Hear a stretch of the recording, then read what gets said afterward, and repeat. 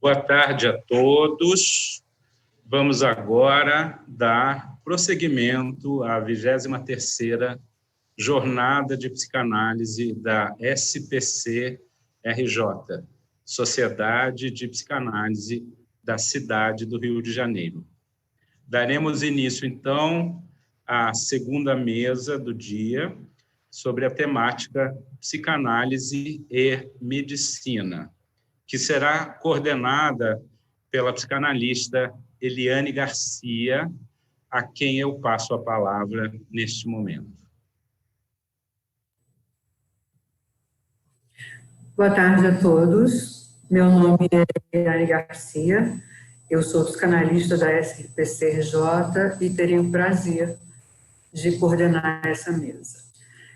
A nossa primeira palestrante é Margarete Dalcomo, que é médica pneumologista, pesquisadora da Fiocruz e professora da PUC, da pós-graduação da PUC do Rio de Janeiro.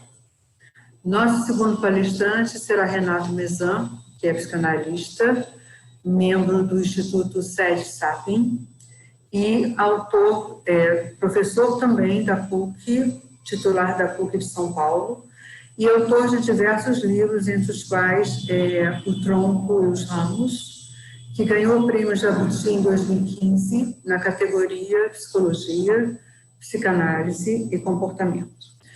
O nosso tempo total será de 1h45 e vamos distribuí-lo da seguinte maneira: 30 minutos para o primeiro palestrante, que é a Margarete, 30 para o segundo palestrante, e o restante do tempo terá a debatedora Gilda Sobral Pinto, que é membro psicanalista da SPCRJ, supervisora e coordenadora de vários eventos. O chat estará aberto para perguntas e comentários, mas, infelizmente, nós não vamos conseguir acolher todas, e no que peço a compreensão de todos vocês.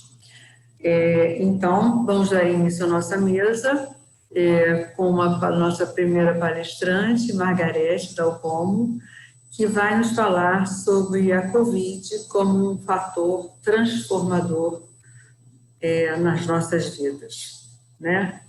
Do mundo inteiro. Margarete, você vai falar.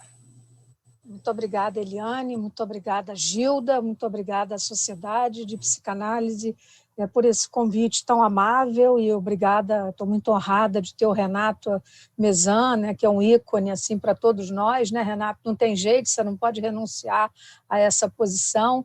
Enfim, confesso que fiquei nervosa a princípio quando eu recebi esse convite, Renata, aí depois que nós conversamos, fizemos aquele ensaio, eu fiquei completamente calma, se eu posso dizer isso, né? E eu acho que, assim, nesses 30 minutos, sem nenhuma pretensão, Eliane, o que eu pretendo justamente é abrir questões e avenidas para que o Renato depois entre com a sua experiência e nós possamos considerar e responder. Na verdade, eu começaria esses meus comentários, né, dizendo que nós estamos chegando ao fim de um processo de gestação, né? Nós temos 9 meses de epidemia e eu me pergunto, como médica, com a intensidade de tudo que vivi nesse período, né, nossa geração foi realmente apanhada por uma surpresa, ninguém esperava, embora nós soubéssemos, teoricamente, que a humanidade, né, a nossa vida nesse planeta está sob risco, não por bombas atômicas ou por ataques de bioterrorismo, mas pelas epidemias, sem dúvida nenhuma, e esse aprendizado vem da história, vem das pestes do medievo, e tudo isso é muito claro para nós. Mas o que é que nós temos hoje, passado 9 meses, além das nossas cicatrizes, de todo o luto das famílias e de nós médicos que perdemos pacientes? temos o que eu diria zero direito à perplexidade, porque essa epidemia nos apanhou sem nos dar nenhum direito a termos tempo de estarmos perplexos, ao contrário, nós fomos instados a funcionar, a responder com uma demanda, tanto do ponto de vista científico, como uma demanda humana de nova qualidade. Muitas vezes eu me perguntei, diante da solidão dos pacientes, que é um assunto que só ele já daria um outro tipo de intervenção, o que é que representa em termos de, digamos assim, de transcendência ou de marca para as pessoas que passaram pela experiência da Covid-19, a experiência da solidão radical, daquele despenhadeiro, que eu chamo de despenhadeiro do oblivion, no qual o paciente entra, não vê mais ninguém, a não ser olhos escondidos atrás de máscaras, que são os nossos, e se ele morre, ele não tem nem direito sequer ao rito, um rito que é absolutamente fundamental em nossas vidas, que é o rito da ruptura definitiva, que é a despedida dos seus queridos. Então, nós tivemos na nossa curva de aprendizado muito intensa, Eliane, esse tempo todo, sem direito. Primeiro, a zero perplexidade, fomos apanhados pela surpresa, a ciência tendo que dar resposta muito rápida, e desde o início nós tivemos que conviver com algo também não novo para nós, porque nós já vimos isso ao longo da história, com o que foi objeto de alguns comentários hoje, na manhã de hoje, tanto pelo Dr. Lentes quanto pelo Benilton, do que foi essa negação da realidade e que para nós também foi objeto de muita, não de perplexidade, mas de surpresa no mau sentido.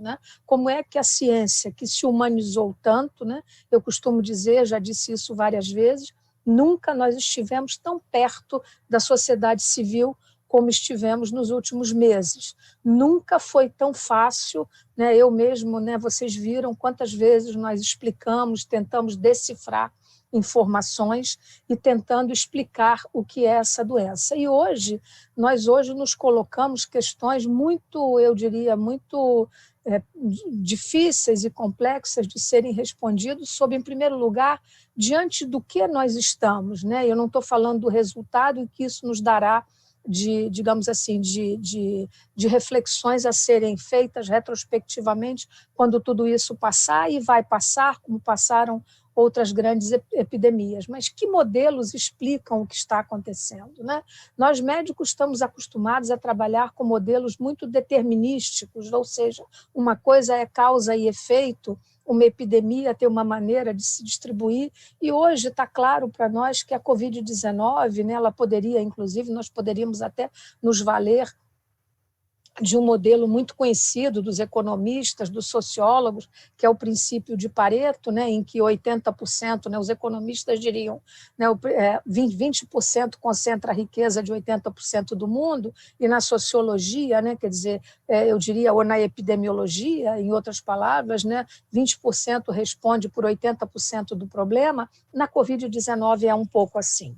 Nós hoje sabemos que o que vai explicar a doença não são os princípios da epidemiologia no sentido determinístico, mas sim no sentido estocástico, ou seja, hoje o papel da retrospectiva de como nós temos que interpretar e entender a doença será seguramente olhando para trás. Quando eu digo isso, eu estou falando clinicamente. Eu estou dizendo que quando eu detecto um caso hoje de Covid-19, de qualquer natureza, ou quando eu tenho um exame, um PCR positivo, não adianta para eu tentar controlar a disseminação da doença, e é por isso que eu estou usando o princípio de Pareto, ou o princípio, digamos assim, estocástico para explicar isso, ou tentando explicar, nós temos que olhar para trás. Está claro que se nós não fizermos uma análise retrospectiva para buscar o chamado caso-fonte, nós não vamos conseguir controlar a epidemia. Então, eu diria que, saindo do meu micro-universo clínico, esse é uma reflexão importante que nós temos que ter. Como é que nós vamos... Por quê? Por que eu estou dizendo isso, como tendo pensado nisso tantas vezes nos últimos meses, nos 6 últimos meses, por exemplo? Porque nada explica, nós não temos resposta, nem ninguém da ciência tem até o momento, o que é que explica que no norte da Itália, na Lombardia, a epidemia tenha abatido daquela maneira tão violenta, e isso não tem acontecido na Úmbria, ou não tem acontecido em Roma. A Itália é tão pequena no sentido geográfico, o que explica a heterogeneidade dessa epidemia, inclusive no próprio Brasil, né? Claro que socialmente nós poderíamos ter muitas explicações para isso, mas voltando ao nosso micro-universo, digamos assim, daquilo que nós vivemos, e que eu falava da solidão do que nós vimos dos pacientes, né? Muitas vezes eu saí de conversas muito difíceis, né? Nós vimos muitas coisas, eu expliquei isso, escrevi sobre isso em alguns artigos que publico no jornal O Globo toda semana, né? Os depoimentos múltiplos que nós ouvimos de pessoas, cada um com os seus registros, nos falando daquilo que era como expectativa, como medo, como perplexidade, e do corpo em relação ao ambiente, né? Aquela solidão e aquele corpo. E eu me lembrei, muitas vezes, vivendo a Covid-19, de ter acompanhado pacientes transplantados de órgão. E os pacientes transplantados de órgão têm algo que nos, digamos assim, que nos desafia muito, que é a questão do corpo quimérico, né? O corpo que recebe um transplante de um órgão sólido ou de medula óssea, ele é um corpo quimérico, né? No sentido, digamos assim, figurado, né? E o paciente que sai da Covid-19 é um pouco isso, né? Ele tem uma vivência que seguramente vai dar livros e livros e papers no campo de vocês, até muito mais do que no nosso. Mas eu ouvi depoimentos e tenho registros que eu gostaria de ter na minha vida tempo para que possa escrever sobre eles. Então, essa questão, né, e aí os princípios todos, até os mais hipocráticos, mais, digamos assim, mais elementares, né, como, por exemplo, olhar aquele corpo e ver se ele respondeu, ou quanto nós podemos contribuir para aquilo que o Hipócrates chamava do restitutio ad integram, né? Quer dizer, e o que eu estou chamando, o corpo sai igual? Não. Hoje o grande desafio clínico para nós são as sequelas que a Covid-19 deixa, e essas sequelas seguramente são sequelas não apenas no corpo, como seguramente sequelas que afetam e que impactam enormemente a nossa vida subjetiva. E eu já colocaria essa questão até para que o Renato, na sua, como uma angústia que eu tenho, eu gostaria muito de conversar. Quer dizer, o que é que disso vai ficar como impacto, como imanência? Nós sabemos, Renato, a ciência está dando resposta, nós temos aí uma porção de coisas que vão ser respondidas, tem vacina que vão surgir, não tem tratamento, tem o negacionismo que nós temos que continuar a enfrentar e a confrontar. Eu vou sair dessa mesa e vou entrar em outra, que é o dia C da ciência, onde nós vamos ter que, de novo, pela 100ª vez, bater nesse negacionismo, que é o negacionismo oficial, ou o negacionismo que contaminou mais do que a epidemia a opinião pública, que leva as pessoas a saírem sem máscara e essas mesmas pessoas a usarem medicamentos que não servem para nada e que serviram para oficializar ou para retroalimentar, digamos assim, um discurso absolutamente arbitrário e tão contaminante e tão maléfico, eu diria, quanto a própria epidemia nesse sentido. Então, isso é alguma coisa que a mim é muito percutente, e que nesse percurso tão denso que nós vivemos esse período, eu gostaria de deixar para o Renato. Então, quando eu falo no sentido desse modelo que eu, enfim, despretensiosamente chamo de modelo estocástico de entender a epidemia, Renato, eu estou falando, quer dizer, hoje, quando nós falamos em redes neurais, né, nós vimos a magnífica apresentação do professor Roberto Lente, né, no papel dos algoritmos. Quer dizer, como é que isso vai realmente impactar daqui para frente a nossa maneira clínica, o nosso raciocínio clínico, o papel da semiologia, né? Quando eu estou falando em semiologia, eu estou falando na semiótica, né? Se aí nós pudéssemos pensar nos textos seminais do Foucault, que nos ensinaram tanto, né? Desde do nascimento da clínica, né? E assim, nessas redes neurais que tendem a responder com os algoritmos, quer dizer, como é que isso vai se aplicar a um mundo, a um momento pós-pandemia que vai nos fazer impactar não apenas, quer dizer, a nossa linguagem, digamos assim, né, se nós pudermos dizer com que linguagem nós vamos nos comunicar com os nossos pacientes ou entre nós daqui para frente, né? Quando nós pensamos, esse é um conhecimento que certamente vocês têm, né? Quando nós pensamos que em 9 meses, né, nós parimos, entre outras coisas, 40 mil papers científicos foram publicados nas mais diversas revistas sobre este assunto, é absolutamente, quer dizer, a mesma tsunami que nos assolou, que foi a epidemia, há uma tsunami de artigos científicos, né, que nós sequer damos conta de ler, né? Aqui à minha volta, se vocês olhassem, são pilhas de artigos separados pelo que é clínico, pelo que é pneumonia, isso tudo para falar de algo, de novo, né, metaforicamente, é que chegou até nós como uma pneumonia diferente. Então, fez parte da nossa curva de aprendizado entender que nós não estávamos diante de uma nova epidemia, como tinham sido a SARS e a MERS, que terminaram, como só em terminar as viroses ditas respiratórias, mas nós estávamos diante de um fenômeno que em 2 meses no mundo, né, desses 9 meses dessa gestação humana, tinham tomado um perfil, digamos assim, absolutamente pandêmico. Então, hoje no mundo, apenas a ilha de Trindade, né, para citar um exemplo objetivo, é o único local que não notificou nenhum caso de Covid-19 até agora. Então, portanto, estamos falando de algo absolutamente, digamos assim, spread out, né, no mundo inteiro. E aprendemos que não só não se tratava de uma pneumonia diferente, mas sim de uma doença sistêmica e que nós começamos a viver o nosso próprio luto clínico. Isso eu divido com vocês, como isso tem sido duro para nós, saber que nós perdemos pacientes no início porque nós não sabíamos. E nós nos valemos de um modelo chinês que, na verdade, era a única experiência, né? O modelo italiano nos ensinava muito pouco, porque tinha morrido todo mundo, né? O modelo espanhol era um drama. Eu fiz vários webinários com colegas da Espanha, em que chorava o colega espanhol e chorávamos nós que ouvíamos, quando eles nos diziam que chegavam nos asilos, né? Outra questão que nos coloca de novo, Renato, o modelo estocástico, o que responde isso? Nós não sabemos responder. O médico chegava no asilo, estavam todos mortos, e isso vários colegas viveram na Espanha, e nós ouvimos. A epidemia aqui chegou diferente, ela chegou não só heterogênea, né, mas eu me lembro que vocês, talvez alguém se lembre, eu dei uma entrevista logo no início de março dizendo a Covid será completamente diferente no Brasil, ela vai se rejuvenescer aqui. Né? Por quê? Porque não tinha nenhum mérito nisso, porque nossa população é uma população, digamos, muito mais jovem, não é uma população velha, idosa como a da Itália, e, portanto, nós não temos uma pirâmide, temos uma forma de distribuição de população em barril. Né? Então, estava claro isso. E nós começamos a viver muito precocemente isso que eu chamo o nosso luto. Faz parte das minhas cicatrizes, Renato. Os doentes que nós perdemos, porque não se trata de uma pneumonia diferente, e sim de uma doença que precisava ser tratada de outra maneira. E o aprendizado, nisso que eu chamo a nossa curva de aprendizado, ela foi dura, intensa, rápida e extremamente produtiva.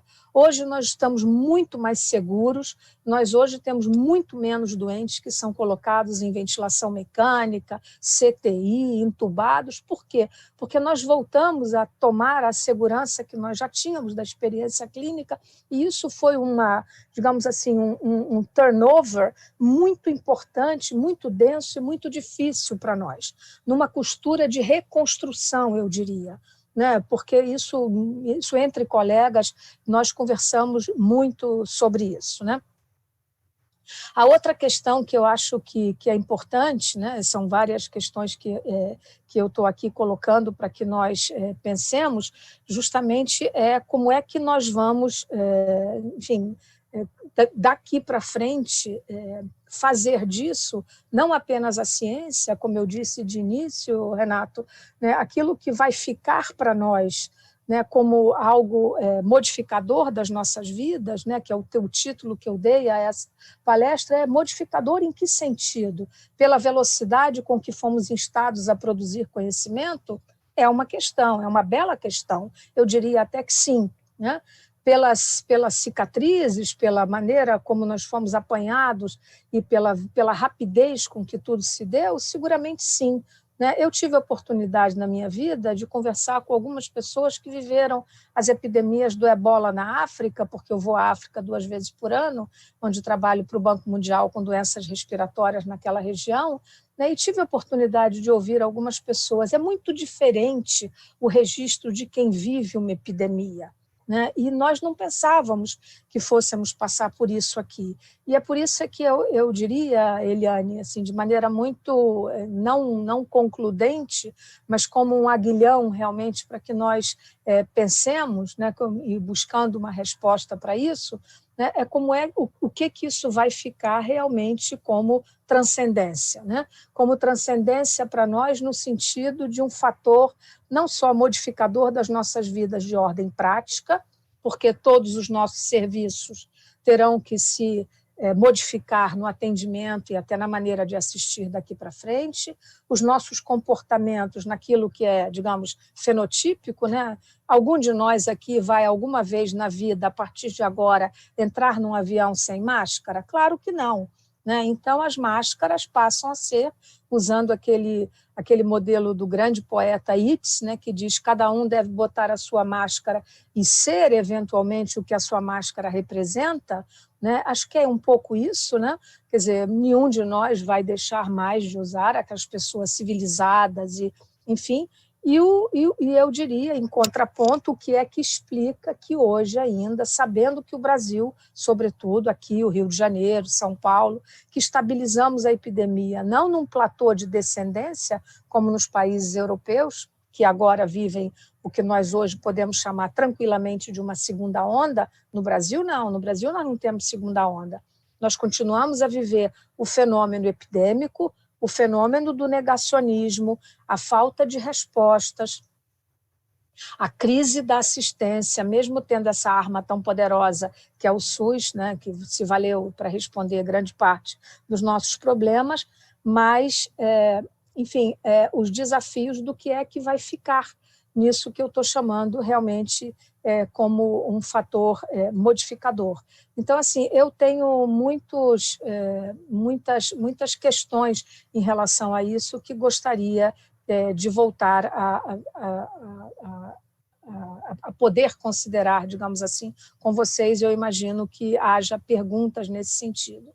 Então, eu diria que, do ponto de vista da ciência, enquanto que nós estamos trabalhando dia e noite, né, para, literalmente, né, o mundo todo, né, para encontrar uma solução de vacina, né, é preciso que nós digamos de maneira muito clara e franca, né, essa será uma resposta definitiva para isso, as vacinas serão capazes de resolver.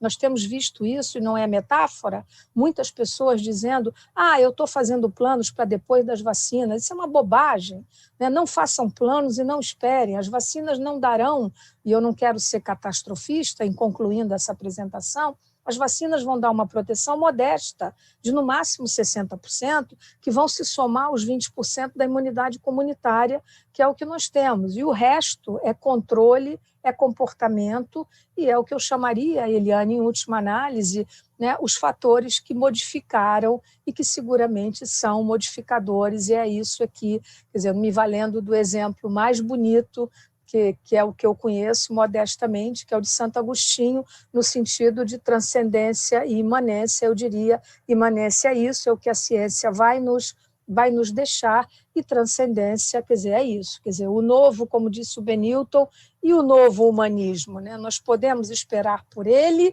né, a ciência e a medicina, que sempre andaram de mãos dadas, e isso vem dos grandes pais da medicina, né? Vem desde Hipócrates, Avicena e alguns outros que marcaram seminalmente a nossa trajetória, né, no universo médico, e como é que vai ficar isso daqui para frente nesse período pós-pandêmico. Essas seriam, Eliane, as minhas considerações. Eu sei que coloquei mais perguntas do que respostas, mas eu acho que é sobre essa inquietude fervilhante que se faz o nosso dia a dia de médicos nesse momento. Muito obrigada.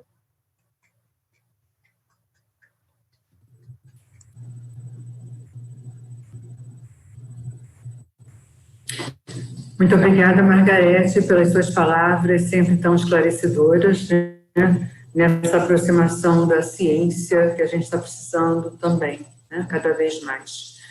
É sempre um prazer te ouvir. Vamos passar a palavra agora para Renato Mezão. Renato, por favor, é com você. Boa tarde a todos. Muito obrigado pelo convite para participar dessa mesa redonda, né, e ter oportunidade de conversar com os colegas do Rio e ouvir a exposição da Margarete, e tão instrutiva. Infelizmente, eu não pude acompanhar a mesa da manhã, mas se tivesse sido gravada, eu vou procurar ouvir, né? E eu vou modificar aquilo que eu havia previsto para dizer em função um pouco das questões que a Margarete está colocando. Eu tinha pensado em falar sobre o encontro entre medicina e psicanálise, né? A partir de alguns trabalhos que eu orientei na PUC, e algumas distinções e convergências importantes, mas me parece que isso pode eventualmente ser até discutido mais para frente, se alguém fizer alguma pergunta nesse sentido, ou se for oportuno, né? Eu vou, então, utilizar o tempo de que eu disponho para falar um pouco do que me parece que é a principal inquietação da Margarete, que nós já havíamos até conversado antes, ao nos encontrarmos, né, previamente, nos conhecermos, enfim, as pessoas da mesa, umas 2, 3 semanas atrás, e cumprir a determinação do sábio Tancredo Neves, que pregava que você só deve ir para a reunião com tudo resolvido. Essa história de se encontrar para fazer reunião, para isso, para aquilo, não adianta nada. Então, vamos decidir o que vamos falar, né? E nesse momento, ela já expressava, né, o que fez agora até com mais força, a inquietação sobre essa questão do negacionismo, né? Da negação da gravidade da doença e da ciência, da negação da ciência, né, que se encontra por trás e sustentando essa negação da gravidade da ciência, e eu acrescentaria, né, com as notícias de ontem e hoje mais recentes, essa peça de humor negro, né, que a realidade acaba de pregar a um dos principais negacionistas, e que se chama Donald Trump, né, que pegou a doença. O nosso Bolsonaro também pegou a doença, mas não aconteceu nada, né? Alguém soltou na internet um meme dizendo, bem feito, né? O Trump, que negava tanto, agora é vítima da doença, vamos ver o que acontece com ele. E a resposta sinistra, né, que veio foi assim, bom, o daqui levou uma facada, e vocês viram o que aconteceu. Então, não é pelo fato de ele ter apanhado a Covid que deixou de, estou falando ele, você sabe quem, né? Deixou de promover um negacionismo em escala nacional e internacional, né? A que se deve uma atitude dessas, né? Por um lado, por parte de pessoas, de autoridades, né, como o presidente e os que o cercam, e, por outro lado, também com uma espécie de pacto coletivo, né, de ilusão, que tem dado origem a vários artigos e enfim, comentários, etc. Casualmente, eu estou com um aqui na frente também, que apareceu no Estadão de ontem, e que se chama Para os que vão a barzinho durante uma pandemia, escrito por um colunista chamado André Fram, que eu não conhecia até agora, e que mora aí perto de vocês, no Leblon, né? E dizendo que o dia que ele completou 180 dias de quarentena com minha mulher e minha filha de 4 anos, foi marcada por celebrações aqui no bairro onde moramos, que deve ser perto da Dias Ferreira ou uma coisa assim. As comemorações aconteciam a algumas quadras de onde moro, no Leblon. Centenas de populares lotaram as ruas do bairro desde o dia que marcou a abertura parcial de bares e restaurantes, etc., né? E isso me chocou tanto quanto a quantidade de pessoas aglomeradas e, claro, sem máscaras, exibindo todo o esplendor da sua ignorância, falta de empatia e desdém pela doença que só no último fim de semana registrou, mais uma vez, quase 1.000 mortos no país. E vai por essa toada, né? Isso é um exemplo entre dezenas, todos devem ter, na lembrança de textos, na memória de comentários, artigos, lives, etc., que falam sobre isso. Mas claro que não há resposta simples, né? Para tudo tem uma resposta simples e errada, né?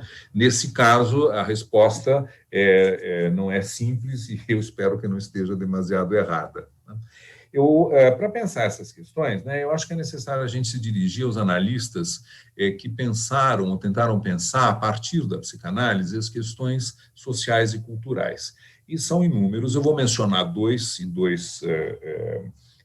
textos em particular. A primeira é uma psicanalista francesa chamada Nathalie Saltzman, que talvez vocês conheçam, né, alguns de vocês, ou todos. Saltzman se escreve Z-A-L-T-Z-M-A-2-Ns, Saltzman, Nathalie Saltzman, e que escreveu bastante sobre esse assunto, né? Um primeiro livro dela chama-se Repulsão Anarquista, e um segundo livro é comentado num artigo da revista Percurso, número 64, que acaba de sair, escrito por uma colega nossa que se chama Mara Selaib, A Dimensão Psíquica do Mal ou a Barbárie de Eros.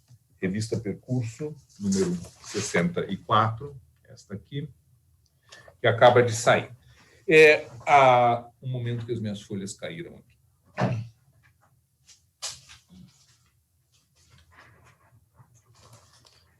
É o que o Ferenczi chamava a malícia das coisas. Na hora que você liga o ventilador, tudo voa. Nathalie Saltzman se preocupou com essa questão do mal e da indiferença ao mal, né? Que é um dos elementos que eu acho que está presente nesse negacionismo, quando o articulista que eu acabei de mencionar fala no esplendor da sua ignorância e da sua falta de empatia, etc. Ela se baseia, sobretudo, eu vou me limitar só a uma nota de rodapé, eu vou me limitar só a indicações muito gerais, porque se a gente for entrar na discussão detalhada neste momento de cada uma das coisas que eu estou dizendo, não vai ser possível tentar dar uma visão de conjunto. Então, eu vou fazer algumas indicações esparsas, né, e depois, durante o debate, se for o caso, podemos aprofundar essa ou aquela questão.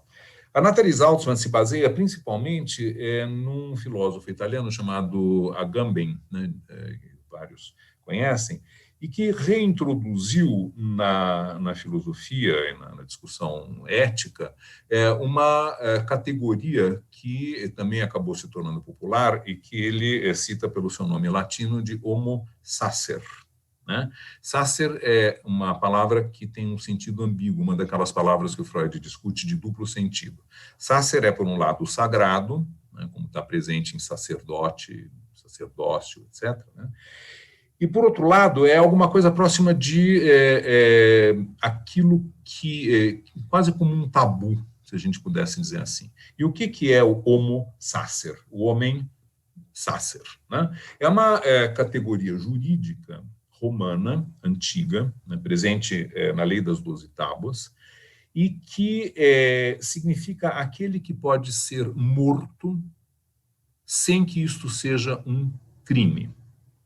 É um homem, né, um ser humano, que pode ser morto sem que isso seja um crime, desde que, na lei romana, né, da época antiga, esse assassinato, o assassinato desse indivíduo não fosse por uma das formas que representavam a condenação à morte, que eram utilizadas na execução. Então, não podia ser crucificado, por exemplo, como os ladrões, né? Não podia ser decapitado, etc. e tal. Podia ser, por exemplo, morto a pedradas. Desde que a morte fosse praticada, né, o assassinato desse homem, fosse praticado sem recorrer a uma das formas legais de assassinato, condenação à morte, né, ele pode ser morto sem que isso seja um crime. E com essa ideia, então, de um homem matável, né, cuja morte não importa nada, porque tanto faz como tanto fez, né, e recorrendo também a uma forma muito poética que o Walter Benjamin utilizou para designar isso, falando das vidas nuas, expressão muito bonita, né? Vidas nuas. A Natalie Saltzman, então, vai desenvolvendo todo um raciocínio a respeito do que é o homem matável nos dias de hoje. E eu acho que isso corresponde ao que o articulista que eu li diz quando escreve sobre a falta de empatia. Né? Para aqueles que saem sem máscaras e propagam o vírus, né, e tampouco se lixando se alguém vai pegar e morrer por causa da sua imprudência, nós todos somos pessoas matáveis, homens matáveis, seres humanos matáveis, vidas nuas. Bom, então, sobre isso ela escreveu num número anterior da Percurso, se não me engano, no número 61 ou 62, creio que é o 61, em que ela, um artigo se chama justamente Homo Sacer, né? Quem quiser pode entrar no site da revista, eventualmente consultar, revista Percurso, né? Está abrigada no UOL, comentando sobre isso e sobre essa indiferença até que está operando paralela ao ódio ao outro. Né? Quem é o Homo Sacer, tipicamente, né, atualmente, é o outro, aquele que não merece viver, o diferente, né? E na Europa de hoje, tipicamente, o imigrante, né? A xenofobia que nós estamos assistindo. Então, isso de um lado, a questão da falta de empatia e o que diz a Natalie Saltzman. Outro autor que eu gostaria de ter podido aqui comentar com mais detalhes é o Christopher Bollas, que esse todos acho que conhecem, e que escreveu a partir da eleição do Trump e do Brexit, se sentiu no dever e na necessidade de escrever um livro extraordinário que se chama Meaning and Melancholy, o sentido, mais exatamente, significado e melancolia, do qual eu tenho uma tradução francesa, foi enviada por uma amiga na França. E o subtítulo é Viver no Tempo da Perplexidade. Né? Sans et mélancolie, vivre au temps du désarroi, Meaning and Melancholy. O Bollas é um historiador de formação, não sei se talvez todos sabem, né? E trabalhou como historiador antes de se dedicar à psicanálise e ter um pé nos Estados Unidos, na Califórnia, onde ele nasceu e mantém um consultório uma parte do ano, e Londres, onde ele fez a sua formação, e onde ele também pratica a psicanálise. E o interesse do livro do Bollas é considerável nesse contexto que nós estamos falando, porque ele tenta usar as grandes categorias psicopatológicas da psicanálise, né, para tentar entender o que ele chama de quadros de pensamento coletivos dos últimos 200 anos, desde a Revolução Industrial. Né. Dito dessa forma, pode parecer uma grande arbitrariedade, mas eu garanto a vocês que não é. Né. O Freud escreveu no começo do Ego e o Id que toda psicologia individual é ipso facto psicologia social, né? Porque o outro está presente na mente do indivíduo sob várias formas e exatamente da sociedade, né, dos seus valores, das suas referências, dos seus ideais, das suas normas, etc., que provém uma parte do que constitui a nossa vida psíquica. Então, em princípio, não há nada de extraordinário, desde que não se façam generalizações abusivas, né, e se leve em conta alguns fatores próprios da sociedade, do funcionamento social. Não há nada de extraordinário nem de errado em tentar uma empreitada como a que propõe o Bollas. Mais uma vez, vai ter que ser muito rapidamente mencionado, né, mas eu gostaria de poder até participar alguma vez com vocês de uma jornada sobre esse livro. Eu acho que é digno de interesse a esse ponto. Ele vai dizer que nós vivemos hoje, em resumo, no tempo da paranoia, né? O quadro de pensamento, como ele diz, o marco mais geral, né? que inclui o pensamento, o sentimento contemporâneo, seria aquele que pode ser comparado ou definido através da noção de paranoia. Né? E, basicamente, o que é a sensação de perseguição, a projeção do mal no outro, né? A polarização a que nós assistimos, enfim, seria atrás disso, nós estaremos vivendo se pudéssemos generalizar, assim, na era, não é mais era de Aquários, né, mas é a era da paranoia. A era da paranoia, por sua vez, diz ele, né, até quando ele escreve, né, em 1918, aliás, 2018, desculpe, o livro foi publicado, se referindo à eleição do Trump e ao Brexit, né, como eu falei, e chocado, né, como americano e alguém formado na tradição anglo-saxônica, como é que os países farol do mundo, né, em matéria de democracia, enfim, tentativa de harmonizar civilizadamente os conflitos sociais, como é que se deixaram levar por demagogos e malucos, né, como o Trump e a turma que pregou o Brexit, a medidas políticas e históricas, né, de consequências imprevisíveis. Né? O que está acontecendo com a nossa sociedade? Né? É isso que ele diz. Bom, lá para trás, né, no começo da Revolução Industrial, e acho que isso dá uma ideia talvez até melhor do alcance do argumento do Bolas, ele diz que a Europa e o mundo ocidental viveu uma grande era maníaca, né, em que, devido aos progressos da indústria, da ciência, etc., né, a Europa se considerou o centro do mundo, o pináculo da civilização, e, de fato, isso correspondia à realidade por causa da Revolução Industrial, que deu aos países europeus, e particularmente os países do Ocidente europeu, a França, a Inglaterra e depois a Alemanha, né, poderio inacreditável e que os levou esses países, especialmente a França e a Inglaterra, os Estados Unidos no seu quintal latino-americano, a dominar o planeta de uma maneira como só tinha tido paralelo antes no Império Romano. Bom, ele diz, essa era da mania, né, nós the best, né, nós o pináculo da civilização, terminou com a Primeira Guerra Mundial, que estilhaçou a autoimagem maníaca, grandiosa do Ocidente, e desde então nós estamos de luto, diz ele, por essa grande autoimagem, né, que ficou no passado, a Belle Époque, né, a Bela Época. E ele vai fazendo, então, uma análise do século XX, na qual, obviamente, não vou entrar em detalhes aqui, né, mostrando como houve tentativas de recuperar essa autoimagem e fazendo uma leitura muito interessante do que ele chama o self in frangalhos, né, que, segundo ele, é aquele que que nos caracteriza, né, como de maneira genérica nos dias que correm. Bom, por que a melancolia? A melancolia porque, por um lado, o anelo desse passado grandioso, da segurança, etc., né, da época em que as coisas faziam sentido, e mais grave, não é, ponto que eu quero assinalar com ênfase, na saudade e nostalgia da época em que a busca de sentido caracterizava a aventura intelectual ocidental.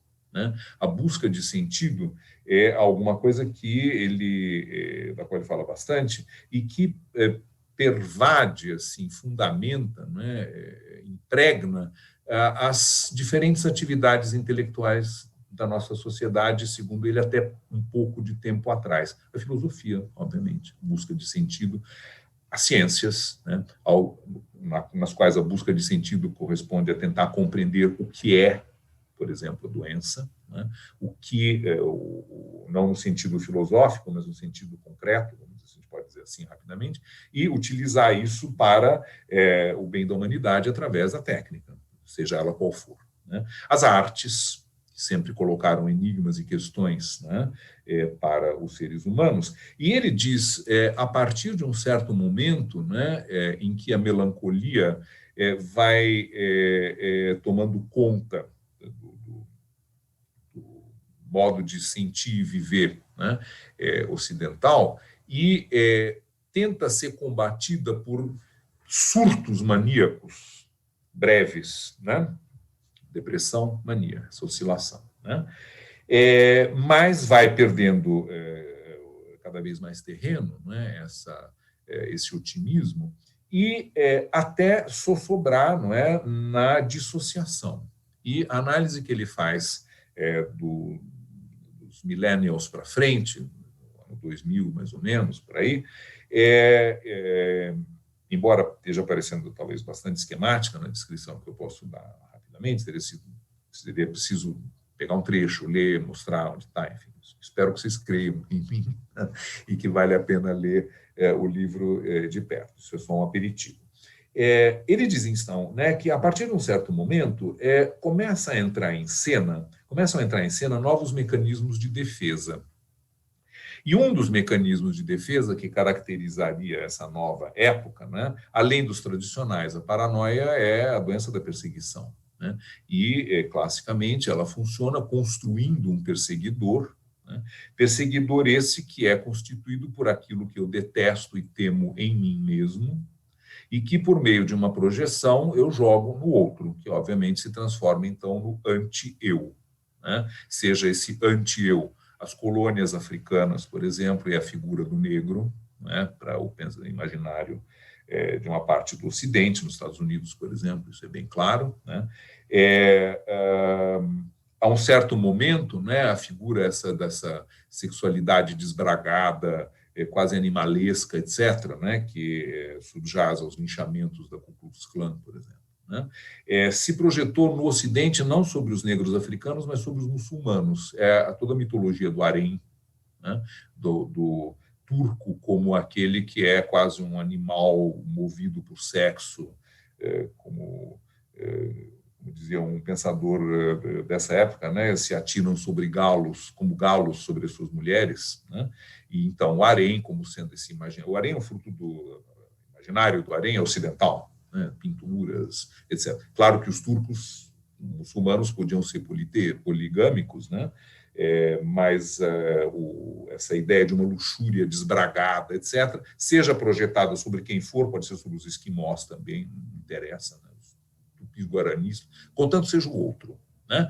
Então, se é o outro, é claro que eu, que não sou desbragadamente lúbrico, então me vejo como o bom, graças à constituição de um mal que foi construído, como eu acabo de dizer, e foi resumido, né, na frase famosa do Sartre: o inferno são os outros. Eu estou muito bem, né? Bom, o problema com esse tipo de mecanismo maciço de defesa, né, diz o Bolas, é que ele vai se gastando, né? Vai ficando cada vez mais difícil encontrar novos depositários desse mal, inclusive porque os próprios depositários do mal protestam, né? Nós estamos vendo hoje, né, todo esse movimento, a meu ver, muito salutar, né, por parte dos negros brasileiros, de exigirem uma reconsideração não só da sua história e dos seus direitos, mas da sua imagem, né, na sociedade brasileira. Então, nesse sentido, surge, segundo ele, uma figura da defesa que ele chama de adiamento. Não quero saber. E com isso acho que a gente chega mais perto dessa atitude de negação da turma, como ele diz aqui, o autor, né, da reportagem, que é para quem vai a barzinho durante uma pandemia, né? E que funciona é uma nova maneira da negação, como se a paranoia esgotasse, ou digamos, o movimento paranoico, né, esgotasse os recursos de eficácia da projeção, né, às vezes, porque ela vai ficando de tal maneira intensa que ou ela revela que é uma projeção, por causa do exagero, né, ou então os próprios alvos da projeção se levantam e dizem: nós não somos como vocês dizem que nós somos. Certo? Ora, diante disso, a gente tem eu não quero saber disso, que lembra um mecanismo de dissociação, né? E eu vejo aí, talvez até mais do que uma coisa de pura negação, eu não quero saber disso, né? Um mecanismo de dissociação, né? E que lembra aparece, eu acho, né, tanto na atitude de gente bebendo cerveja uns nos copos dos outros e se beijando, como ele diz, exibindo o esplendor da sua ignorância e da sua falta de empatia, né, quanto no que é muito mais grave, que esses caras querem se matar e quem está por perto, o problema deles, né, embora seja muito ruim ver esse espetáculo. Agora, o que é mais grave é quando isso vai tomando proporções de política institucionalizada, né? o serial killer que nos governa, né, e não hesito em chamar esse indivíduo de serial killer, tem na consciência um grande número de mortes desses 145 mil, perto de 150 mil que já existem hoje. Morreram por causa das suas posições e por acreditarem nos absurdos e mentiras que propaga no seu interesse próprio, né? E um dia, talvez, esse genocídio, né, lhe seja cobrado, né? Bom, então, o contrário, né, eu queria agora me encaminhar a uma outra pergunta da Margarete, né, até em função do tempo de que a gente dispõe. Antes de fazer isso, né, a questão da ciência que você levantou, né, da onda de conhecimento científico. Seja através da Nathalie Saltzman e dos seus trabalhos, né, seja através de autores como Bolas, eu acho que é possível buscar, né, por meio dessa psicanálise aplicada, né, com inteligência, sensibilidade, conhecimento dos fatos, né? O livro tem muitas informações, exemplos, análises específicas bastante interessantes, né? Tentar entender, então, utilizar a psicanálise e a sua ideia de que nós somos movidos por forças que escapam à nossa consciência, mas sobre as quais nós temos algum pequeno possível controle, né? Como isso pode, essa ideia, os seus desdobramentos e refinamentos, podem ajudar a compreender um pouco um fenômeno quase de alucinação coletiva, né, ou de pacto coletivo pela mentira e pela ignorância e pela falta de empatia, como esse que nós estamos assistindo, né? Bom, o outro ponto, acho que vai ser do que disse a Margarete, talvez mais um que possa ser contemplado aqui, a eficácia da ciência, né? Essa coisa espantosa, né, que foi também mencionada por você, e que é o fato de que talvez nunca, né, nessa escala, se juntaram tantos esforços na mesma direção, e produzindo os 40 mil papers que você mencionou, mas também produzindo em inúmeros grupos de pesquisa. Eu li recentemente 136 grupos pesquisando vacinas que se encontrariam em diferentes graus de desenvolvimento, testagem, averiguação, etc. e tal, e das quais 3 ou 4, aí, as mais conhecidas, a chinesa, a inglesa, a americana e a russa, né, parecem já estar próximas de começarem a ser produzidas. Eu ouvi hoje de manhã no rádio que em São Paulo foi assinado um acordo entre o Instituto Butantan e a empresa chinesa, né, Sinovac, para produzir imediatamente 5 milhões de vacinas que estariam disponíveis já antes do final do ano, o que tudo indica, né? E não sei se isso ocorrerá, né, mas vindo do Instituto Butantan, que é um negócio sério, né, e um pouco sujeito a políticas, está, segundo dizem, se não for isso, exatamente não sei, mas pelo menos é uma proposta possível. É claro que a vacina não vai ser a panaceia universal, né? Evidentemente, como diz a Margarete, tem os seus limites. Agora, eu penso que o que eu quero assinalar não é se a vacina vai ser eficaz ou não sou médico nem epidemiologista e não saberia dizer mais do que asneiras a esse respeito, né? Mas o que, como uma pessoa interessada nas questões de epistemologia e de ciência, a velocidade espantosa com que se passou em poucos meses, né? 9 meses, você diz, você está contando desde janeiro ou fevereiro, né? Uma gestação humana, para a mulher que está grávida, talvez demore muito tempo a passar, mas para quem está por perto, passa num piscar de olhos, né? 9 meses. E se passa, então, de um estado de ignorância praticamente completa, como você diz, o que eu entendi da sua comunicação, né? Que se tratava de mais uma variante de pneumonia, etc., né? E aí vai se descobrir que é uma doença sistêmica, que é outra coisa e tal, apesar do negacionismo, né, de muitas autoridades, se tomarem medidas que, bem ou mal, conseguiram conter a pandemia numa escala muito reduzida, se nós a compararmos com a última grande pandemia, que foi a gripe espanhola. Aqui, ao que parece, morreu aproximadamente 1 milhão de pessoas até o momento, durante esse ano. Na gripe espanhola morreram 40 milhões de pessoas. 40 milhões de pessoas, meus caros, é quase a população do estado de São Paulo, uma Argentina inteira. Né? Então, e a população do mundo era 1/4, 1/5 do que é hoje. Então, a proporção de gente que morreu durante a gripe dita espanhola, que na verdade começou em Kansas, nos Estados Unidos, né? E os espanhóis levaram a culpa porque foram os únicos que não mascararam e não censuraram as notícias, e então, de contaminação, né? Mas foi levada para a Europa, esse vírus foi levado para a Europa por soldados americanos. Né? Há um livro que está correndo aí, que eu não me lembro agora como se chama, sobre esse assunto. É uma pesquisa muito interessante de uma historiadora chamada Bárbara qualquer coisa. Talvez alguém conheça o livro. Né? Então, como isso é possível? Né? O que tem para além da organização, da ciência, etc., da tecnologia? Eu penso que isso ilustra esse fato, que certamente vai ficar como uma marca para o futuro disso que a pandemia vai deixar. Né? Entre outras coisas, eu creio que ela vai deixar a prova de que é possível, apesar de todas as divisões, apesar de tudo que eu falei de vivermos na era da dissociação, da paranoia, da negação, etc., né?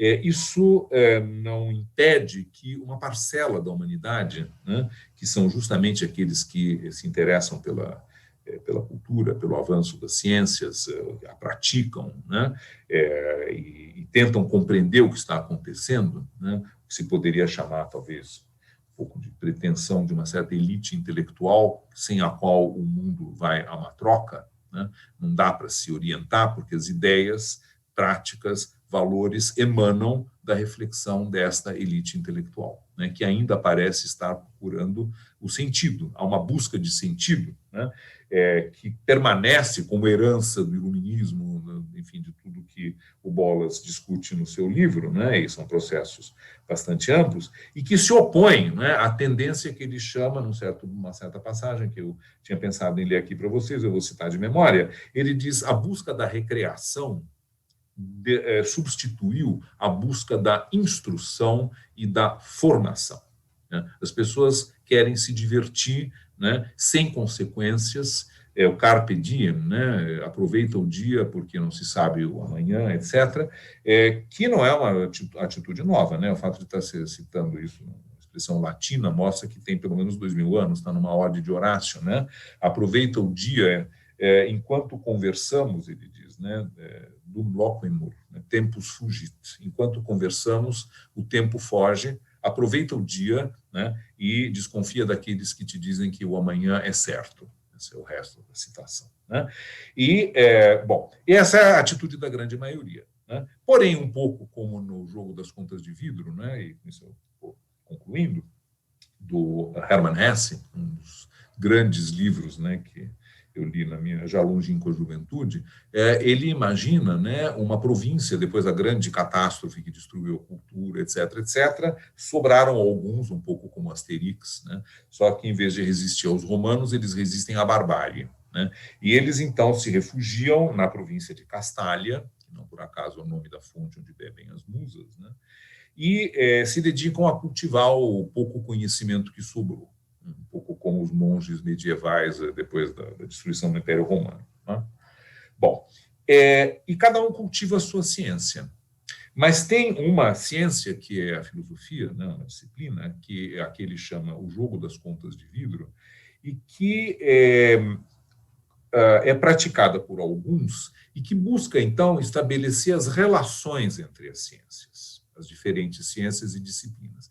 E há um mestre das contas de vidro, né, que é o herói do romance, e cuja função é organizar numa grande mesa, como se fosse uma mesa de ping-pong, uma enorme caixa de areia junguiana, do tamanho de uma mesa de ping-pong, se vocês quiserem, né, uma disposição de contas de vidro coloridas, né, que cada uma representa uma ideia e cuja combinação, né, segundo a cada vez nova, né, representa algo que o mestre das contas de vidro quer dizer para os seus companheiros de Castalha, uma mensagem. Né? Combinando, então, ele não diz em nenhum momento como se joga isso, fica a imaginação, e até hoje, que eu saiba, nunca ninguém fez um filme, então a gente não tem uma ideia visual do que seja esse jogo das contas de vidro, cada um pode imaginar como quiser. Né? Ora, isso é a busca do sentido. Qual é, o que isso tudo está, para o que está apontando? A pergunta que faz a Margarete, qual vai ser o futuro disso tudo? Eu não sei, minha bola de cristal quebrou e não voltou ainda do concerto. Então, não dá para responder de maneira direta. Mas eu tenho certeza que uma das coisas que vai ficar, além desse exemplo grotesco, né, de negação e de desmando, né, é exatamente o contrário, é isso de que você está falando, né, o esforço imenso da razão, do logos, né, do pensamento que se submete à realidade para tentar compreender as suas leis e operacionalizá-las em favor do ser humano, né, e que permite, então, que num espaço curtíssimo de tempo, meses, né, menos que uma gestação humana, como você estava lembrando praticamente, né, se passe de um estado de quase total ignorância sobre essa nova doença, né, para a possibilidade, se não de uma cura, pelo menos de uma convivência com ela, né, por meio de vacinas que terão eficácia que tiverem, medicamentos, tratamentos e etc., que vão acabar sendo descobertos de uma forma ou de outra, e que, muito possivelmente, reduzam o impacto nefasto, né, do vírus a proporções mais parecidas com as de outros vírus, né? Não sabemos, isso aí não sou eu que tenho que dizer. Agora, o exemplo de colaboração, né, o exemplo de dedicação, outra coisa que eu acho que vai ficar também, e que vai na linha contrária ao da turma dos barzinhos e que se aglomeram na Pedra do Arpoador ou na Pedra do Leme de maneira obscena, né, como aparece, ou em São Paulo, na Baixada Santista também, né, que de maneira obscena, indecente, como aparece nas fotografias, né, segunda-feira depois dos feriados, né, ou do fim de semana, e que é o pessoal das como chama, dos operadores de saúde, né? Enfim, um nome meio geral que se dá, médicos, enfermeiras, enfim, pessoal todo do hospital, profissionais da saúde, né? E que desde a Itália começaram a ser homenageados em diferentes maneiras, né? Com filmes, etc., né? Pela sua coragem, né, pelo grande número de mortos que ocorreu entre essas pessoas, né, e pelo espírito de sacrifício, né, é o contrário da turma que não está nem aí com o outro, né, e que às vezes oferece a própria vida, né, como pagamento, digamos assim, né, o pedágio da sua coragem. Né? Então, em resumo, para concluir, não é, o primeiro ponto, né, que eu gostaria de assinalar é que eu acho importante proceder como procederam Nathalie Altman e o Bolas, tentando utilizar elementos e conceitos da psicanálise para compreender os fenômenos sociais de maneira geral, e particularmente este, né, que é o mega fenômeno social e cultural na nossa época, né? Acho que suplantou o 11 de setembro e as suas consequências de longe, né, porque afetou todo mundo de maneira mais forte. Esse é o primeiro ponto a enfatizar. O segundo é que, apesar dos movimentos de negação, de dissociação, que vão ter uma eficácia muito limitada, né? Porque você pode negar a realidade até que a realidade cai em cima de você, né? Até que o Trump pega a Covid, como aconteceu com o Bolsonaro, ou como o juiz aí que deu um coquetel para comemorar a sua posse, né? Uma demonstração de... Bom, não vou nem dizer o que, vocês podem imaginar o que eu estou pensando, né? E último ponto, né, exatamente como reação a isso tudo, a capacidade demonstrada por cientistas, profissionais de saúde, etc., enfim, gente diretamente envolvida, né, pesquisadores, instituições como a Fiocruz, o Butantan e outras, né, pelo mundo afora, que se jogaram de cabeça na busca de soluções em diferentes direções, mas todas obedecendo a uma lógica científica, né? Curvar-se à realidade, observar e daí tirar conclusões benéficas. Muito obrigado. Era isso que eu queria lhes dizer. Muito obrigada, Renato Mezan, pelas palavras, né, que sempre indicam novos livros a serem estudados e novas reflexões. Vamos dar início agora ao nosso debate, que vai ser conduzido por Gilda Sobral Pinto, nossa colega da SPCRJ. Boa tarde, gente. Prazer imenso ouvir Margarete e Renato. E eu combinei, nós tivemos encontro antes desse momento de hoje, que eu iniciaria o debate fazendo um rápido comentário sobre a fala dos dois, que falas muito estimulam a reflexão. E então serei muito rápida, porque já há perguntas aqui que eu quero encaminhar, e vou fazer o encaminhamento das perguntas a partir da chegada, tá? Então, assim, a Margarete, né, pontuou muito a surpresa que todos tivemos, né, com a questão dessa pandemia, onde, né, todos os recursos de tecnologia que nós tínhamos à nossa disposição, pensando, inclusive, em outras epidemias e pandemias, a gente iria sair muito bem, né, porque eu me lembro, na época de gripe espanhola, que a gente tinha a sensação de que aquilo nunca mais iria acontecer, né, no mundo, e, de repente, um micro-organismo invisível paralisa o mundo. Então, a primeira reflexão, né, que me veio foi a questão do encontro com a impotência, né, porque nós sabíamos que a impotência existe, mas é sempre no plano racional, né? Nós somos muito potentes e onipotentes, tanto que a gente cria a imagem de Deus que vai dar conta de tudo. E, de repente, de Covid, nem Deus conseguiu dar conta. Então, eu acho que esse negativismo que tanto a Margarete traz, quanto o Mezan traz também, eu me pergunto até para eles, né, quer dizer, o quanto isso pode ser visto na psicanálise como toma, porque o Freud é muito claro quando ele mostra que a realidade psíquica é muito mais atraente ao homem do que a realidade concreta. Então, a forma da gente entender daquilo para a qual a gente não tem solução é a fantasia. Então, é claro que tem muito mais coisa para se falar, mas eu vou começar a apresentar as perguntas, né, já que as pessoas querem, né, se dirigir a vocês. Então, a primeira pergunta, né, peraí, deixa eu ver aqui. A primeira pergunta que eu faço, que é a Elizabeth Soares Duro.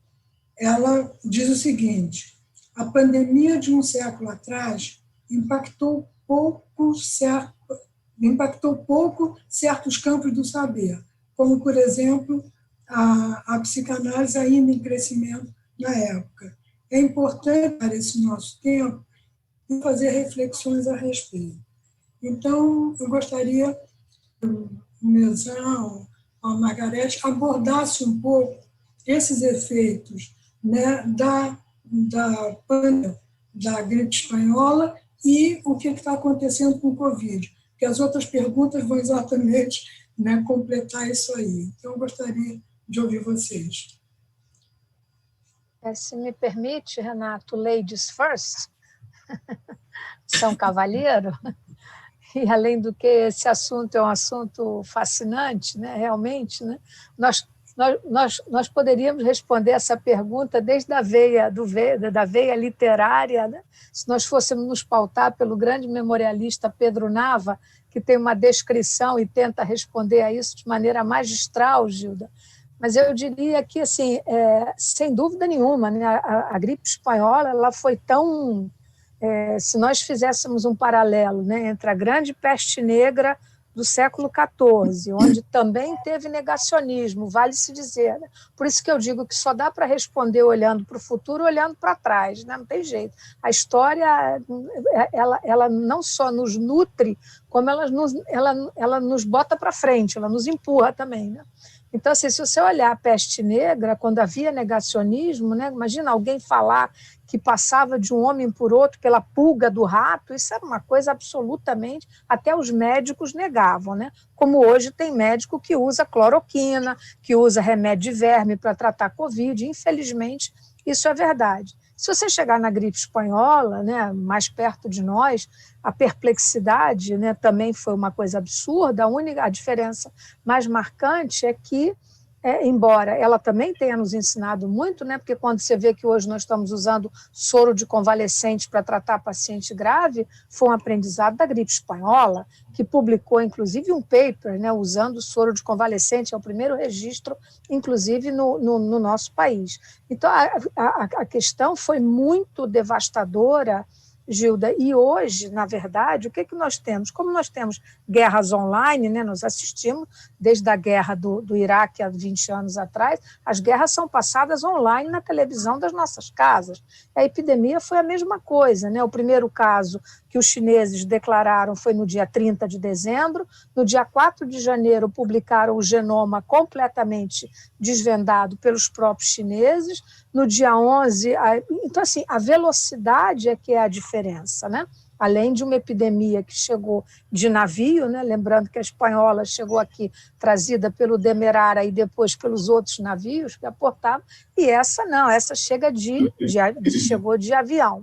Curiosamente disseminada pelas classes mais favorecidas, não necessariamente como a gripe espanhola. Então, teve aí um corte social até curioso. Mas o que chama a atenção, Gilda, é que há um elo de ligação, eu diria, né? E aí, quer dizer, entra essa deformidade que eu chamaria do logos ou do ethos, né? Quer dizer, que é o que leva ao mesmo comportamento negacionista, da mesma maneira, e alguém querendo levar vantagem. Da mesma maneira como alguém tirava a tábua corrida das suas casas e vendia para fazer caixão, ganhando um dinheirão na gripe espanhola, hoje tem gente ganhando muito dinheiro vendendo remédio que não serve para coisa nenhuma. Né? Enquanto que nós estamos tentando produzir vacina a custo humanitário para poder cobrir o máximo possível da população mundial. Para isso fizemos acordos, né, como o acordo COVAX, que tenta dar uma solução para aqueles países que, sem dúvida nenhuma, não teriam nenhuma chance de vacinar seu povo, considerando que existe os Estados Unidos, que já comprou 1 bilhão de doses, né? Enfim, já comprou $1 bilhão para cobrir todo o povo e o resto do mundo que fique como puder. Então, assim, existem, as diferenças são essas, mas há isso que eu chamaria do traço de união no que diz respeito ao comportamento humano, né? E isso é que eu acho que é muito desafiador para nós, né? Em que pese hoje a linguagem ser outra, né? Mas assim, fica para nós a mesma dúvida, né? O que é que faz as pessoas negarem aquilo que a ciência está dizendo? Né? É a mesma questão, quer dizer, o que é que faz alguém achar que é invulnerável, como os jovens que vão para o Leblon, como os jovens que hoje estão na praia, as praias aqui do Rio estão lotadas, achando que são invulneráveis e que, portanto, não precisam usar máscara, podem fazer festa, etc. Quando o exemplo que eu dei para concluir, Gilda, é esse, quer dizer, que é o exemplo estocástico que faz com que uma pessoa, né, o exemplo mais paradigmático é o do casamento do Missouri, de 65 pessoas, em que possivelmente havia um doente, contaminou 137, morreram 2, 90% não estavam no casamento. Então, isso é que faz com que o entendimento dessa doença seja, quer dizer, é a mesma doença que contamina o homem mais poderoso do mundo, né? Nós desejamos que se recupere rápido, né? Como evidentemente é um desejo de todos os médicos, mas, enfim, é isso, né? Não existe invulnerável. E eu acho que esse conceito de vulnerabilidade é hoje muito desafiador, tanto para nós médicos quanto para vocês psicanalistas, sem dúvida nenhuma. Eu vou fazer uma pergunta direta para o Mesan, que é quais os efeitos psíquicos, a de Dinaura Canosa, quais os efeitos psíquicos já observados como consequência do Covid? E aí entra também a continuação dessa pergunta, é se a pandemia vai virar endemia e como poder pensar as vicissitudes do encontro a partir disso. Então, acho que tem todos os dois para responderem essa pergunta.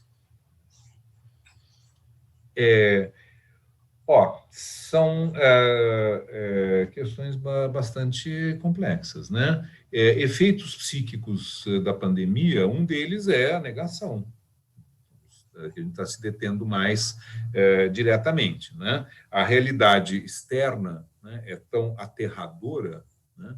A gente poderia dizer, né, usando uma imagem, a Pierrot Lanier traz um livro dela que se chama Os Destinos do Prazer, e na qual pensei agora, né, quando ela fala sobre o que é viver sob um regime totalitário, com a KGB, a Gestapo, o DOI-CODE, etc. O DOI-CODE eram aprendizes, né, mas os profissionais, né, a KGB, a Gestapo e semelhantes, né, nos seus calcanhares, e como é a vida sob um regime assim, em que qualquer um pode ser, né, a fonte da tua morte, te denunciar, justo ou injustamente, e fazer com que tua vida vire do avesso. Há um filme sobre isso, né, muito legal, que se chama A Vida dos Outros, e que é um filme produzido na Alemanha sobre um sujeito que é na DDR, né, na Alemanha comunista, encarregado de espionar e coletar provas contra um indivíduo determinado, cuja namorada é cobiçada pelo chefe dele da polícia secreta. Como o chefe quer se aproximar dessa moça muito bonita, ele resolve, né, como o rei Davi na Bíblia, afastar o seu concorrente, né, que é o namorado da moça, acusando ele de traição de uma forma ou de outra. Então, em frente ao prédio onde se vive esse casal, né, se instala o sujeito que é o narrador do filme e o principal personagem com uma luneta para observar o dia a dia e gravar, etc., à espera de que haja algum deslize. Acontece que o tal do rapaz é um bom comunista, não sei o que lá, não faz nada. E com o passar do tempo, né, o policial em questão começa a se interrogar o que ele está fazendo lá. E ele achava que estava servindo a nobre causa do comunismo, do socialismo, da felicidade do gênero humano e por aí vai, quando na verdade estava fazendo uma baita sacanagem, né, ajudando um chefe canalha a eliminar um adversário para poder dormir com a moça bonita. E o mundo dele rui, cai, né, porque enfim, é isto o nosso país, né? Então, eu estou citando esse exemplo, né, porque do ponto de vista do rapaz ali não está acontecendo nada, né, nem sabe que tem alguém com uma luneta, né, um telescópio quase apontado para a sala dele, acompanhando com microfones tudo o que acontece, mas é o que está acontecendo. Qualquer um pode ser a fonte da morte. Nós estamos vivendo exatamente a mesma coisa. Qualquer um pode ser a fonte da nossa morte, dos nossos entes queridos, ou de ficarmos em pandarecos, como acontece com sequelas graves da Covid. Pessoas próximas aqui, enfim, sem entrar em detalhes, passaram por isso, né? E nós estamos vendo razoavelmente de perto o que acontece em matéria de sequelas quando as circunstâncias não são felizes, né? Uns passam, enfim, sem grandes problemas, outros ficam com todo tipo de problemas bastante complicados e meses depois, né, ainda de terem saído da UTI do hospital. Então, essa realidade é terrível demais. é a mesma coisa que acontece num romance policial, por exemplo, né? Quando ainda não se descobriu, o Poirot não trouxe a grande solução no fim, e os assassinatos continuam a acontecer. Primeiro morre um para começar a história, depois o assassino parece que se sente meio inseguro, não sei o quê, mata mais um. Isso é fundamental do ponto de vista da narrativa, para que o detetive possa perceber um padrão, né? E assim chegar, entre outros fatores, a quem é o culpado. É aquele que teria condições de estar presente nessa circunstância, naquela. É quase uma necessidade literária que haja mais de uma morte no romance policial, se vocês pensarem bem. E aqui é a mesma coisa, né? Enquanto o assassino não é descoberto, né, ou enquanto não se encontra uma maneira de contê-lo, como já se conteve outros agentes semelhantes ao vírus, né, na história da medicina, o bacilo da tuberculose, por exemplo, né, o que matou tanta gente, né, a sífilis, né, os que lembram a correspondência do Freud com Fliss se lembram do que era o pavor da sífilis, né, e como isso afetava as concepções e as práticas sobre a sexualidade quando a psicanálise surgiu, no final do século XIX. Era o grande flagelo, né, era a sífilis, não era a Covid. E assim como depois foi a gripe espanhola. Então, é uma situação na qual, se a gente pensar bem, é tudo tão ameaçador que é melhor fazer de conta que não existe, fechar, baixar a cortina, né, e continuar a vida como se aquilo não existisse, só que continua existindo, né? Então, a ideia de vulnerabilidade que você está trazendo, Margarete, eu acho muito importante, muito interessante. Há uma negação do quê? Não só da gravidade da doença, mas ainda da vulnerabilidade de cada um como possível contaminado por isso que está circulando. E o vírus da Covid, né, como os que se transmitem por respiração, é muito diferente do vírus da dengue, por exemplo, né? Estava lendo recentemente um artigo do Esper Callas, que é um epidemiologista da USP, que escreveu na Ilustríssima da Folha, um artigo que se chamava O Vírus que Veio para Ficar. E ele dava como exemplo, né, a diferença darwiniana enorme em favor do Covid, porque ele dizia o vírus da dengue precisa de um mosquito para se transportar, enquanto o vírus da Covid vai diretamente, salta de um para o outro com grande facilidade, né?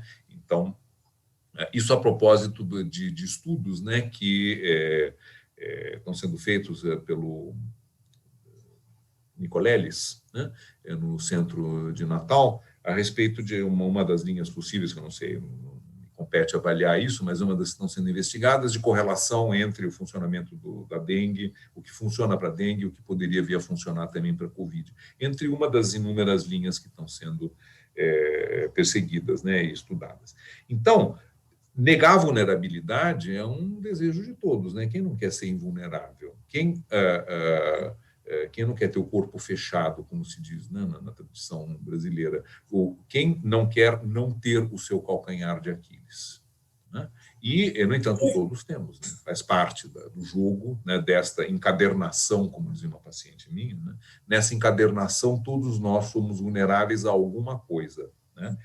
E a respeito do que a psicanálise falou da gripe espanhola, etc., né, até onde eu sei, não sei se houve grandes estudos psicanalíticos sobre isso, mas talvez não seja inútil lembrar, não é, que houve algo parecido e que chamou sim a atenção dos analistas, e que foram as neuroses de guerra, né, que foram para a psiquiatria de então um choque tão grande quanto a Covid ou a gripe espanhola depois para a medicina tout court. Né? E as neuroses de guerra mostraram que as pessoas eram tremendamente vulneráveis às condições absolutamente desumanas e terríveis, né, e perigosíssimas da vida nas trincheiras. De novo, quando a situação real é muito perigosa, excessivamente perigosa, você reage fugindo dela, por exemplo, desertando, né, e aí correndo o risco de ser enforcado ou fuzilado, caso você seja apanhado por uma corte marcial, né, ou então adoecendo. E em relação às neuroses traumáticas, né, os analistas, os poucos que havia aí, dos dois lados do conflito, né, mas particularmente do lado alemão e austríaco, onde tinha muito mais analistas do que do lado aliado, né, se interessaram, trabalharam sobre isso, tentaram compreender o que estava acontecendo, e é uma das fontes, né, de uma grande transformação na teoria psicanalítica, que é a introdução da pulsão de morte. E não por acaso, né, logo depois da guerra, né, o Freud se dedica a uma série de estudos que, na minha maneira de ver, não podem deixar de ter relação com a experiência vivida por ele, né, e pelos seus colegas e pelos seus pacientes, os que voltaram vivos, né, da guerra, e os novos também, do que tinha acontecido no planeta, a parte do planeta onde ele vivia, né? Austrália, não sei se é na Tailândia ou Groenlândia, não sei se a guerra afetou grande coisa. A Europa saiu de lá absolutamente destroçada, né? É o fim, é o que o Bolas chama de a crise, né, do modelo maníaco, e que fez com que tudo ficasse sem sentido num primeiro momento. E a primeira reação cultural, né, a esse choque, do qual na psicanálise eu vou falar um minuto já, são os anos 20 loucos. Renato, eu vou ter que passar a palavra agora para a Margarete, por favor, porque tem várias perguntas aí, né? Tudo que você está falando é importantíssimo. Margarete, a pergunta da Liliane Sabagé e da Lindinara, eu vou fazer as duas juntas, quer dizer, uma é se é possível, né, o que vai acontecer, se é possível se pensar de como serão os encontros, né, quando a pandemia virar endemia, né?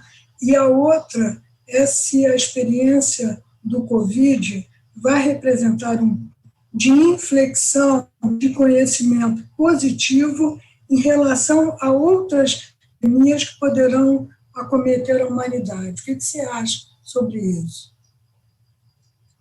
Eu acho que sim. Bom, em primeiro lugar, respondendo à questão se é epidêmico ou endêmico, sem dúvida sim, né? As epidemias de viroses respiratórias, elas tradicionalmente, Gilda, elas tomam um perfil endêmico posterior, e essa, como foi pesadamente pandêmica, na medida em que houver uma imunidade comunitária alcançada e somada às vacinas, que seguramente vão haver, né? Enfim, várias vacinas, não será uma vacina, não existe bala de prata prevista para isso, né? Então seguramente haverá uma endemicidade com a qual nós teremos que conviver.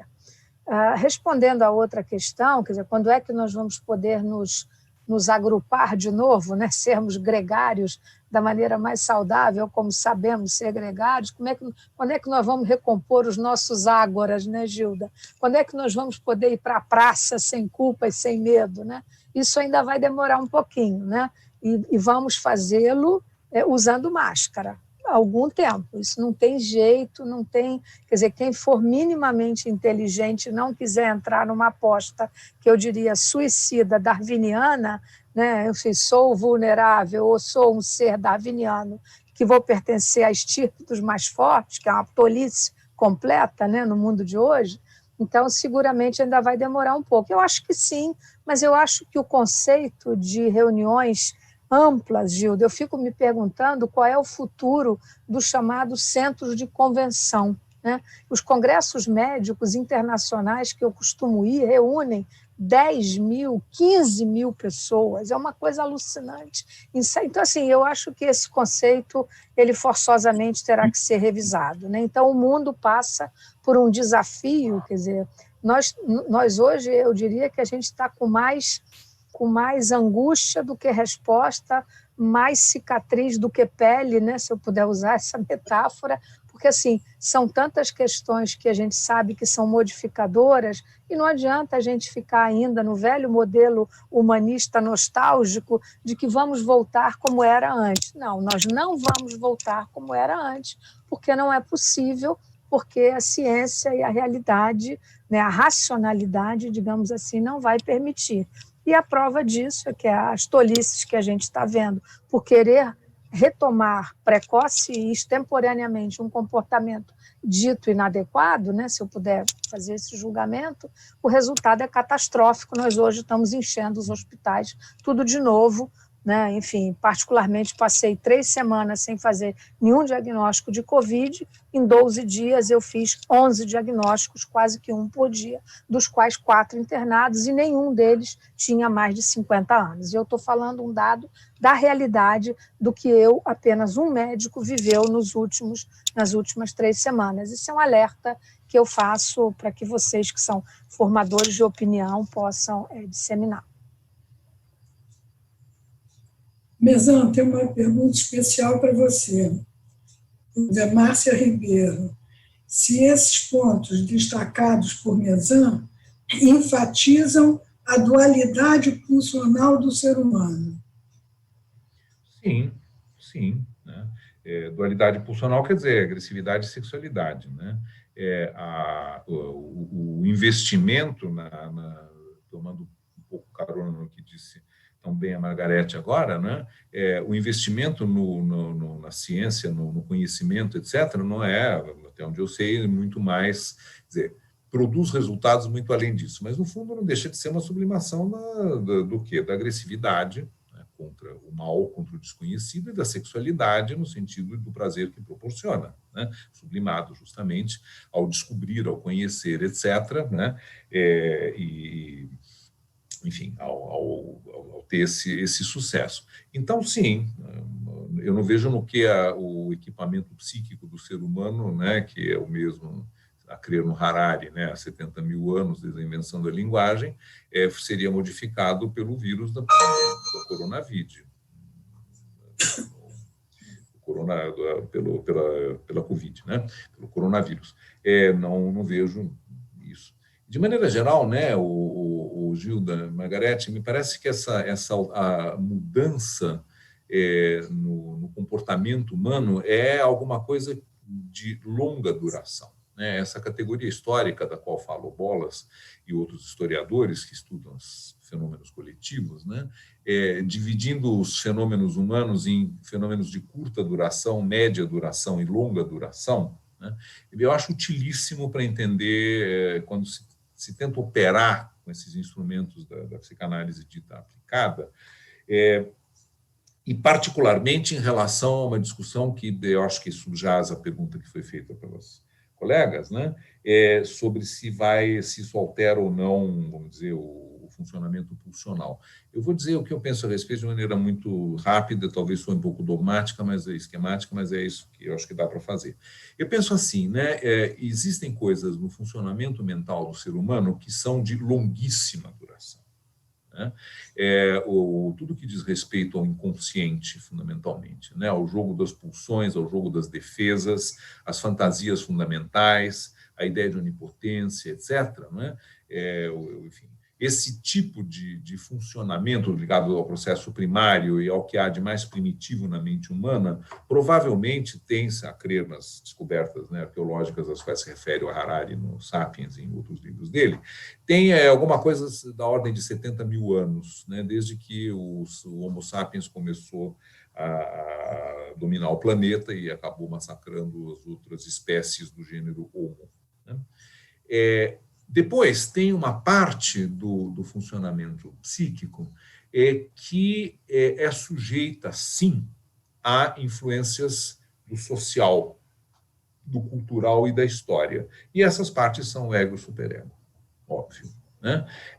Tanto no sentido daquilo que o ego tem para pensar, conhecer, né? e sobre o que atuar, suas funções de contato com a realidade, né? Quanto às normas, valores, ideais, etc., que se incrustam no superego e orientam a nossa ação. É claro que isso varia de época para época e de cultura para cultura. Né? Aquilo que é tolerável e aceitável numa sociedade não é em outra, né? E vai desde comer porco ou boi. Lembro de ter visto um documentário sobre um chefe gastronômico que foi da Índia para a Indonésia. Ele ficou um tempo na Índia, onde as vacas são sagradas, né, e onde todo mundo come porco adoidado, e aprendeu inúmeras receitas ótimas sobre porco, usando carne de porco. Aí pega um navio, vai para a Indonésia, que é um país muçulmano, onde o porco é abominado e onde a vaca é carne comum, e faz um comentário assim, né? Uma noite de navio, 2 entre um local e outro, o animal que é sagrado se torna comestível e o animal que é abominável num lugar não é no outro, assim por diante. Meu pai dizia isso de maneira mais sintética, né? Paesi que vai, usando-se que trove, né? Lugares que você vai, costumes que você encontra, né? Então, o que é mutável, né, não são os processos psíquicos fundamentais. Esses eu acho que são universais e são de tão longa duração na espécie humana que eu sou levado a hipotetizar que são próprios da espécie, né? Como andar em cima de 2 pernas, ser capaz de se unir em sociedades e etc, etc, né? Já o que vem das sociedades, do ambiente cultural, que também é produzido pelos seres humanos, né, nós recebemos e conforma as partes do nosso funcionamento psíquico que são mais acessíveis à influência direta, né, no nosso plano de vida da realidade exterior. Eu acho que isso uma ideia desse tipo ajuda a entender um pouco o que tende ou pode mudar rapidamente e o que não. E as coisas das quais a gente está falando aqui, né, pela carga de angústia que comportam, né, e pela violência dos mecanismos de dissociação e de ignoração, né, de recusa do lado terrível e temível da realidade, né, eu acho que fazem parte justamente desses processos psíquicos mais primários e mais arcaicos. Então, a expectativa, a tendência a voltar rapidamente, como disse agora há pouco a Margarete, né, a restaurar em questão de semanas essa discussão surrealista e bizantina, por exemplo, sobre a volta às aulas, se vai ser no dia 7 de outubro, no dia 30 de outubro, não sei o quê, como se a escola pudesse continuar a ser sempre o que foi até a pandemia. Só que como a gente vive, né, nessa situação de negação completa, não se fez durante o período de recesso escolar, né, nenhum esforço para pensar o que poderia ser a escola pós-pandemia, né? Porque para isso é necessário reconhecer que a pandemia mudará de alguma forma o sistema tradicional de aulas. O máximo que a gente assistiu, e eu sou da universidade, eu vejo essas discussões, né, em relação a como vai ser o semestre que vem, vai ter defesa de tese presencial ou não, né? As aulas vão ser híbridas, isso é mistura de presencial com remota, ou só remotas, como vem sendo durante esse ano. Bom, eu não sei que decisão vai ser tomada, né? O que eu sei é que poucos se prepararam, concluindo, né, os professores, para o que vem depois. Nós não queremos pensar no que é ruim, essa é a verdade, né? E depois, então, isso nos cai em cima da nossa cabeça, como o céu em cima da cabeça do sujeito lá do Asterix, né, que vivia temendo que o céu caísse em cima da cabeça dele. Se fazer o quê, né? Aprender com a experiência. Mas temos que errar, porque o nosso tempo aqui esgotou. Existem muitas perguntas ainda a serem feitas, mas, infelizmente, eu tenho que dar por finalizado, agradecendo muitíssimo a presença de vocês, o carinho, a admiração, e espero nos encontrarmos na... Tá bom? Muito obrigada, Gilda, obrigada, Eliane, obrigada, Renato, foi um prazer. Da mesma forma, obrigado. Obrigada a presença de todos vocês, né, Margarete, Renato, com as suas brilhantes contribuições, e a todo o público que nos assiste. Vamos dar continuidade à nossa jornada, e uma boa tarde para todos. Muito obrigada.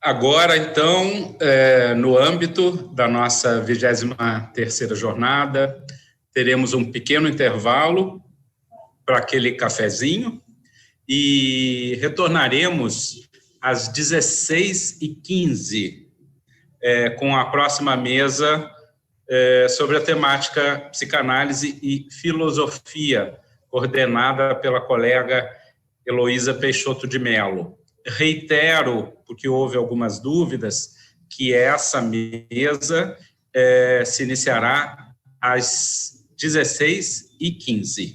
Até daqui a pouco, então.